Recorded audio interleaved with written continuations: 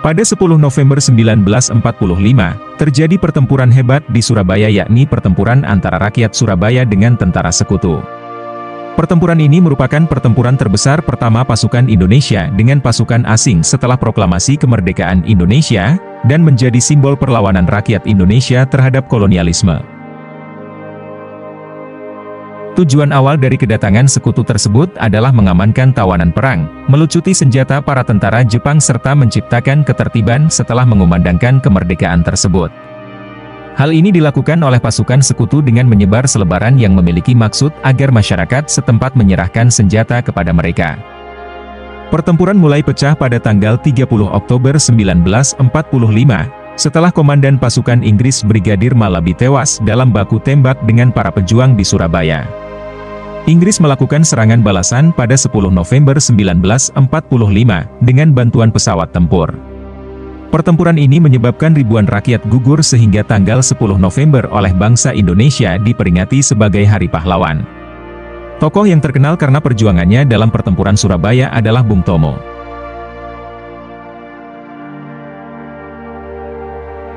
Setelah gencatan senjata antara pihak Indonesia dan pihak tentara Inggris ditandatangani tanggal 29 Oktober 1945, keadaan berangsur-angsur mereda. Walaupun begitu tetap saja terjadi bentrokan-bentrokan bersenjata antara rakyat dan tentara Inggris di Surabaya. Bentrokan-bentrokan tersebut memuncak dengan terbunuhnya pimpinan tentara Inggris untuk Jawa Timur Brigadir Jenderal Malabi, pada 30 Oktober 1945.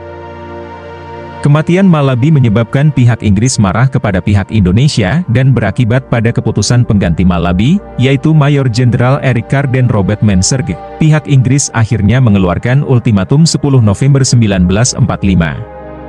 Ultimatum itu meminta pihak Indonesia menyerahkan persenjataan dan menghentikan perlawanan pada tentara AFNI dan administrasi NICA, serta ancaman akan menggempur kota Surabaya dari darat, laut, dan udara jika orang-orang Indonesia tidak mentaati perintah Inggris. Mereka juga mengeluarkan instruksi yang isinya bahwa semua pimpinan bangsa Indonesia dan para pemuda di Surabaya harus datang selambat-lambatnya tanggal 10 November 1945, pukul 6 pagi di tempat yang telah ditentukan. Namun ultimatum itu tidak ditaati oleh rakyat Surabaya dan justru hal itu membuat para pejuang Surabaya marah karena merasa terhina.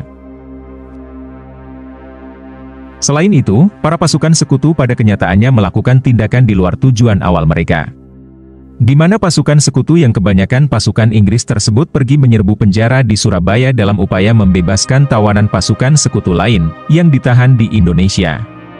Para pasukan sekutu juga berusaha untuk mengambil alih serta menduduki berbagai tempat vital yang ada di Surabaya. Sehingga terjadilah pertempuran Surabaya yang sangat dahsyat pada tanggal 10 November 1945, selama kurang lebih 3 minggu lamanya.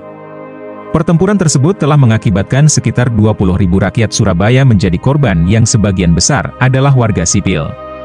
Selain itu diperkirakan 150.000 orang terpaksa meninggalkan kota Surabaya, dan tercatat sekitar 1.600 orang prajurit Inggris tewas, hilang, dan luka-luka, serta puluhan alat perang rusak dan hancur.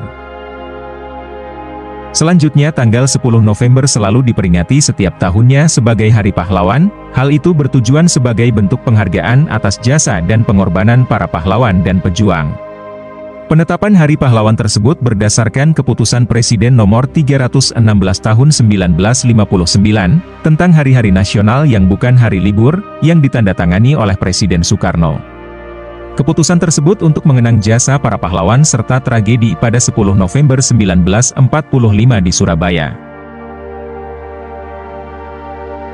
Itulah sejarah singkat tentang perjuangan rakyat Surabaya ketika menghadapi pasukan elit dunia Inggris, demi untuk mempertahankan kemerdekaan dan harga diri. Dan sudah sepatutnya kita harus menghormati para pejuang bangsa, dengan cara menjaga persatuan dan kesatuan negara Indonesia.